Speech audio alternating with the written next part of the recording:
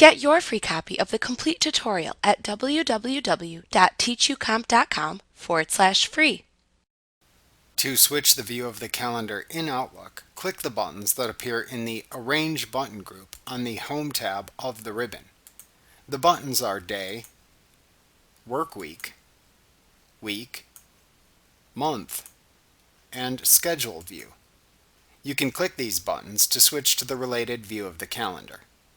The Day view is the most useful for seeing the details of the calendar activities for a single day. It provides a detailed list of appointments and meetings for the selected day. The Work Week and Week view show either a 5-day or 7-day calendar layout. The Month view shows details in a month layout.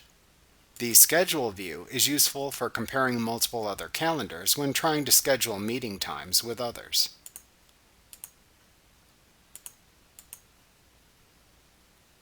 Like what you see? Pick up your free copy of the complete tutorial at www.teachucomp.com/free.